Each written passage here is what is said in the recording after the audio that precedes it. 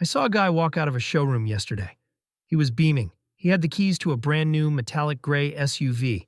He felt like a king. I know that look. It's the look of, I've finally made it. But I saw the paperwork on the desk before he left. I saw the number. $842 a month. He told me, Zeek, it's not bad.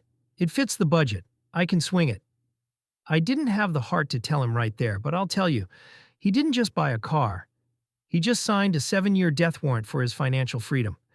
In America, we've made $800 a month for a piece of depreciating metal feel normal. It's not normal. It's a crisis. And today, I'm explaining how the monthly payment mindset is the single biggest reason the American middle class is staying broke. Imagine it's a Tuesday morning, 2 years from now. The new car smell is gone. It's been replaced by the smell of stale coffee and gym bags. The excitement? That evaporated about 18 months ago. You wake up. You check your phone. You see the notification from your bank. Minus $842. You're heading to a job you're starting to dislike, but you can't quit. You can't even take a lower-paying job that you actually love. Why? Because that metallic gray SUV is parked in your driveway like a gargoyle. It's guarding your life, making sure you don't leave the grind. Every time you turn the key, you aren't just starting an engine. You're starting a countdown. A countdown of hours you have to work just to afford the right to drive to work. Most people are working 2 weeks every month just to pay for the metal box that gets them to the office. The lie is simple. It's called payment relatability. Dealerships are master psychologists. They don't want to talk about the $60,000 price tag. They know that $60,000 is a scary number. It's a think about it number. But $800? You can relate to $800. You pay that for rent. You pay that for groceries. The normal path in the US is to walk into a dealership and have the salesman ask one specific question. What do you want your monthly payment to be? When you answer that question, you lose. You've just handed them the keys to your future. If you say $600, they don't lower the price of the car. They just stretch the loan. They turn a 60-month loan into an 84-month loan. They bury the interest rate in the fine print. They've convinced us that as long as the monthly is manageable, the total cost doesn't matter. It's the Netflix-ification of the American car. We aren't buying cars anymore. We're subscribing to them. But unlike Netflix, you can't just cancel this subscription when you get bored. Let's slow down.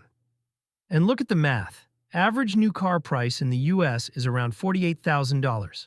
Most people don't put 20% down. They put down whatever they have. So let's say you finance $45,000.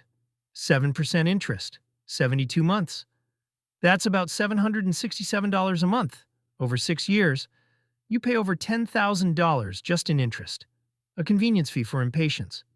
And here's the part people ignore. Cars lose value fast. The moment you drive off the lot, it drops 10 to 20%. By year 3, it's worth maybe 60% of what you paid.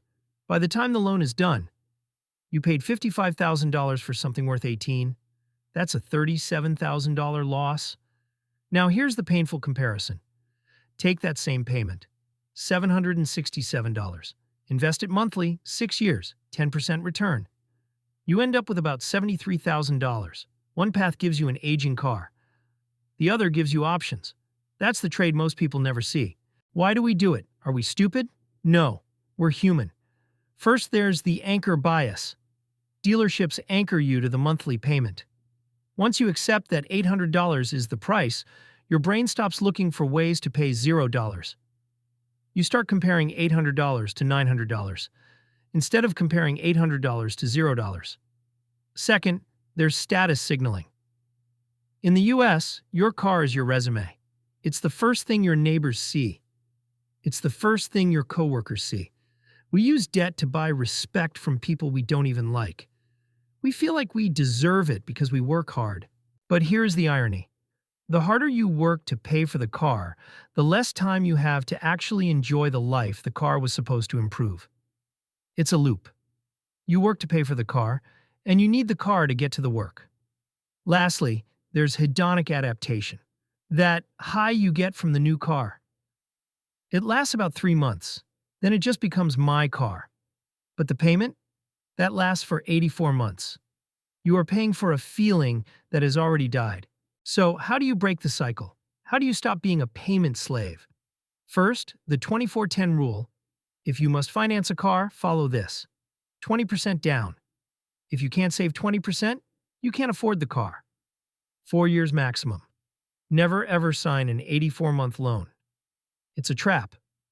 10% of your income. Your total car costs, payment plus insurance, shouldn't exceed 10% of your take-home pay. Second, the cash-out mindset. Buy the car you can afford in cash. I know it won't be the shiny SUV. It might be a 5-year-old sedan. It might have a scratch. But you know what it doesn't have? A parasite named interest eating your bank account every month. Third, pay yourself the monthly note. Once you've bought that cash car, take that $800 you would have paid a bank and put it into a high-yield savings account. In 3 years, you'll have nearly $30,000 in cash. Now, go buy a much nicer car with your own money. You are now the bank. You are earning the interest instead of paying it. Being normal in America means being broke. It means being stressed. It means having a $50,000 car parked in front of a house you can barely afford. I don't want you to be normal. I want you to be free. The next time a salesman asks you, "What's the monthly payment you're looking for?" I want you to look him in the eye and say, "I'm looking for the total price." Better yet, walk out. Stop subscribing to your transportation. Start owning your life. I'm Zeek. I explain the traps so you can find the exits. If you're ready to stop being car poor, hit that subscribe button. Tell me in the comments, what's the craziest car payment you've ever heard of? Let's expose the numbers. I'll see you in the next one.